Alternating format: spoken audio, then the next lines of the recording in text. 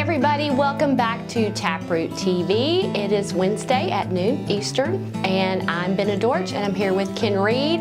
And we have got like a really good topic today because we heard a lot about this. I've heard a lot about it from clients even after the summit. That's right. Oddly, yeah. It's come up quite a bit. Yeah, it comes up probably even more often than you think, because at our courses it comes up all the time. People ask these questions. So it's a really good topic. The topic is, so we're going to talk a little bit today about how to maintain the proficiency of your investigators. A lot of times where our investigators are out there, they've been trained and they're Yes. ready to go, but how do we make sure that they're really ready to go as soon as something happens and you're ready to do an investigation? Don't need to brush up beforehand or anything. Nope. Still have it sharp, ready to go. And this, there's a lot of ways that you can do this, and it's not going to take up too much of your people's time, because we know that they have other jobs to do. That's right. I have nothing else to do with the TapRooT, but I think your people probably have other things to do, so I understand that. So these are going to be some tips to kind of just, things you can put on your calendar to block out, to just kind of, because that's pretty important. It is. To do that. So we're going to go over a few of those. Ken, you just wrote a blog article on this. Yeah, I put an article together. I thought it'd be a good idea to give some a little bit more of a meaty topic, something that you can actually do something with when you go out there. And I wrote an article to give a little bit more information, and we're going to kind of follow this article a little bit to give you some information on how to maintain that proficiency of your investigators. And if you want to find that blog article, it is, we've got a link to it in the description box for this, so you can go and find it there. So, Ken, what's one of the top number one things people can do to maintain their proficiency? Well, step one is to be trained. Yes, that's So we really recommend, of course, that you get your people trained up. Your 2-day course people have a level of proficiency just by attending the course. yes. But you might want to consider other courses that you can also take to help with that. The 5-day course is a great way to get even more proficiency using TapRooT. That's my favorite. It is, yeah. Because obviously having a week to learn the skills of the TapRooT system versus 2 days, you have more practice with it. You're gonna go home feeling better and more confident in your skills. That's right. Yeah, the 2-day course is great. It's all you need to do most of your TapRooT investigations, but as anything else that you do, the more opportunities you have to practice it, and the 5-day course gives you those opportunities. So yeah, absolutely. So training, number one. Number one is training. The next thing that we highly recommend, and I can't stress this one enough, is after you leave a course, you really need to get back and practice it. And I'm not talking about 2 months from now or 6 months from now. We recommend within 2 weeks you go do something with TapRooT. You really want to put it into the context of not the course, because we give you some examples during the courses, but we want you to use something from your facility, in your conference room, making the phone calls you need to make when you have an investigation. So you don't have one of our instructors right there standing beside you to guide you, so it can kind of show you if you may need to brush up a little bit on something you thought you knew when you left the course, and go back to that book and look at it a little better. Something as simple as, hey, where am I going to do this? Where am I going to put my snap chart up? Where's that going to go? Just something as simple as that. You don't want to try to figure out when something bad happens. You want to go practice it right away, so you know where your post-it notes are going to be, and where to hook up your software, and how your computer is going to be set up, and what tables to use, and all those things seem kind of minor until you have to do it. Right, and you're scrambling. That's right. And your time is of the essence, because you want to get out there and start investigating before the things you're looking at start deteriorating, stories get weak in people's minds and things like that. Right. So you don't want to be bogged down with minor details on the mechanics of doing an investigation. You want to have those kind of ingrained and almost as habit, so you know how that's going to work, so that you don't have to worry about that. You can actually get to the real investigation stuff. Well, it's like anything you learn. You have to practice to stay sharp. Right. On your blog article, you got a lot of comments on people like in firm agreement with this, because a lot of they've experienced it. Right. That you just to stay sharp on these skills and be ready to go. Yeah, it's just like any other skill. I mean, if you try to If you take I think I used in my article an example of an Excel, an Excel spreadsheet. Oh, yeah. If you have to go learn something quick and go brush up on Excel, that's great. But if you don't go use it right away, or you just don't continue to use it, you kind of forget all about it. So. Well, software is a great example of this, because everybody's done that. You've learned a software, you've gone through all the tutorials, and then suddenly a month later you decide to use it, and you're like, uh-oh. Let me get back into that. Right, again. Exactly. Practice, and practice right away. Which kind of leads up to the next one. Yes. Once you've got it, we recommend that you use TapRooT at least once a month. And that feeds right into what we were just talking about. If you only use it every 6 months or every year, you're just never going to get good at it. And that's not because TapRoot's hard. It's not. It's just normal. It's just normal. It's just what you got to do. It's normal to forget some of this stuff that you've learned. Yes, exactly. I have customers sometimes tell me that this just kind of irritates me a little bit sometimes, so you're going to see my irritation show. We don't really have that many incidents at our company, so we don't have to use TapRooT very often. Right. And I'm thinking, you're not looking very hard. Right. If you don't think that you have problems at your company to go fix, don't wait for some big problem. Go use it on the small stuff. And this is a wonderful way to maintain your proficiency, is go work on those smaller issues. Right. And TapRooT now is set up to where you can. That's right. It's not hard to go in and look at those smaller things. Yes. Yeah. So that's great. Yep. And one of the things, that's another thing, put it on your calendar that once a month you're going to do this. That's right. It's just like, any other appointment that you have. Right. It should be blocked off. Treat it as important as any appointment that you have, because when the time comes, you're going to be very, very grateful. I feel like this is something that people need to put in their implementation programs for TapRooT, and that's one of the problems when people get frustrated. I think that should be right into your company's investigation policy, is how often do we expect our investigators to use TapRooT. If you have 4 investigators, doing 12 incidents a year is not enough. You have 12 people, or 4 people, so that is 48 investigations a year you should be doing, and I'm not talking about huge investigations, just those simple ones, and that helps you maintain that proficiency.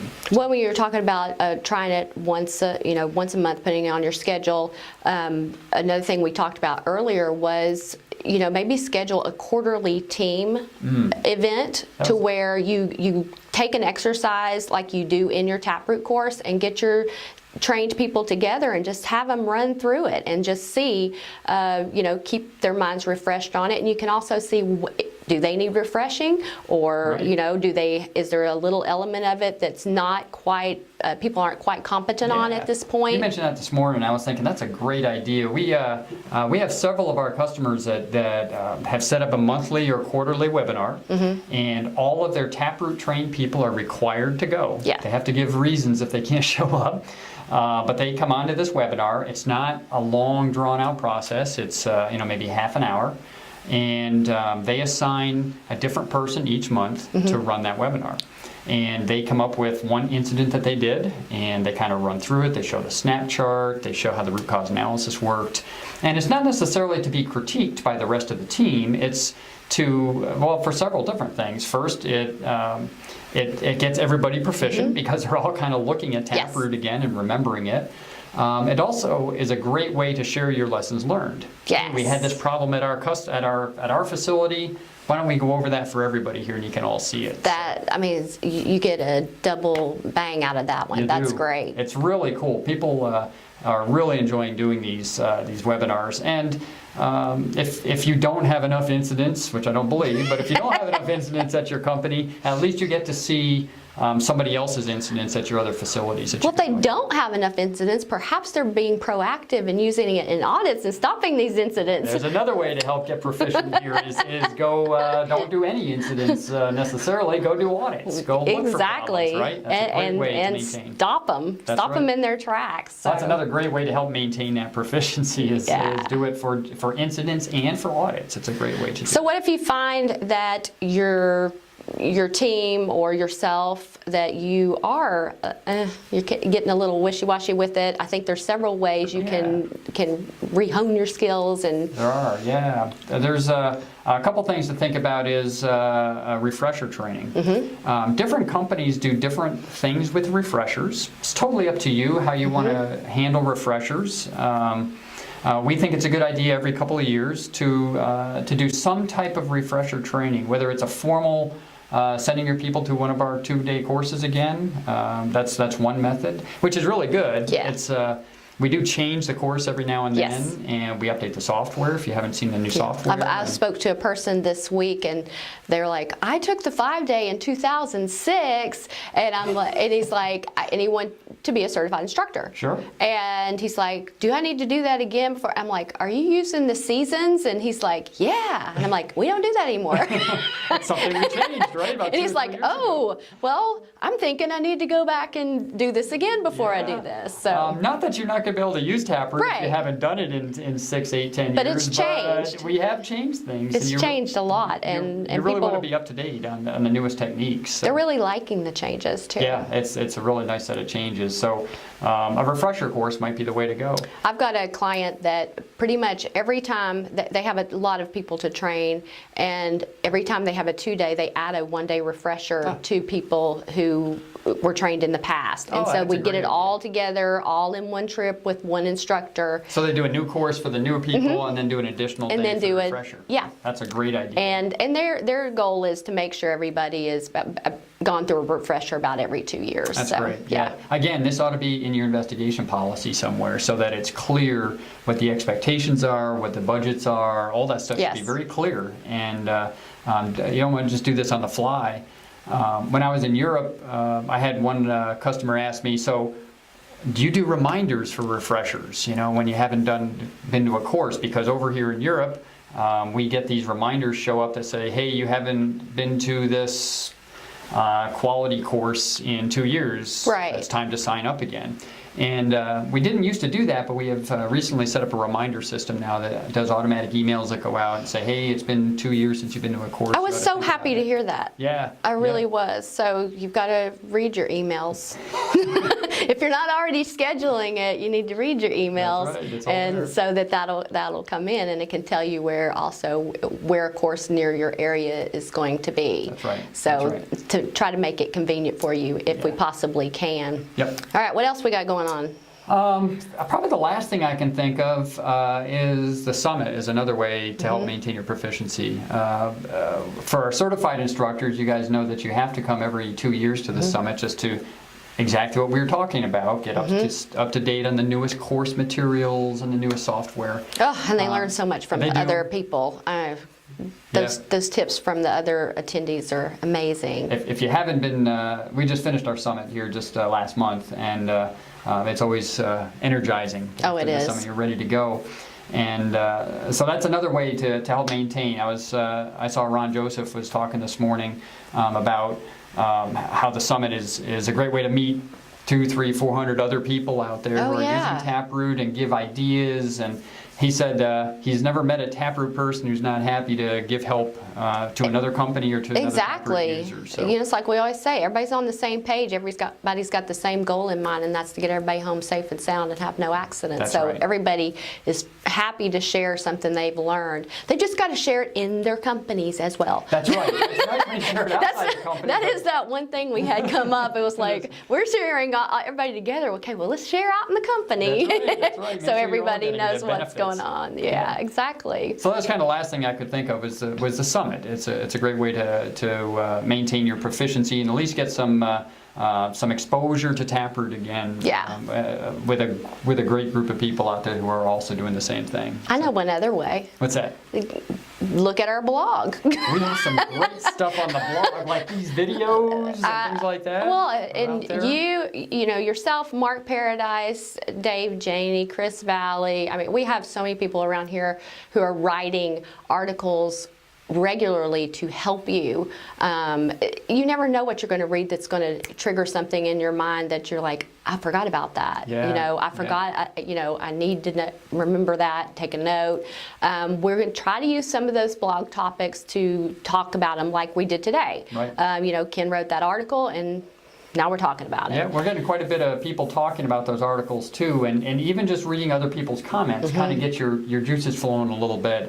We wrote an article, I think it was last week, on the bridge collapse there in Florida. Tragic. And, yeah, it's horrible. Sad. And there's some really good points that people are bringing out as they're reading that article, and some good discussion points. So especially such an emotional type of situation. Absolutely. But yeah, so we're throwing this stuff out here all the time. Follow us on our social media to be able to find the blog articles, find the videos. I'm still working on it's a podcast channel, so we can start having some of these as podcasts. And I mean, we're working all the time to try to keep information out there for you so that you can stay, keep that, what is it? Proficiency. Keep that proficiency and that saw sharpened. That's right. Keep your saw sharp. Exactly. Exactly. So Absolutely. anyway, next week, Barb Carr and I are talking about effective listening. Oh, cool. Yeah, I know. That'll be a good one. My wife will make me watch that. So. I think that'll be a good one. She and I had a great time talking about nonverbal communication last week in investigations and building rapport before you do an interview. And so this one will be an excellent one. If you're one of those people who sits and does interviews with people during an investigation, the listening aspect is quite critical. It is. So. Yep. All right, well, Ken, thanks for all the great information again. Absolutely, that was good. All right, thank you all for joining us. We hope to see you back here next week at noon Eastern Time. We'll see you then. Bye-bye. Bye.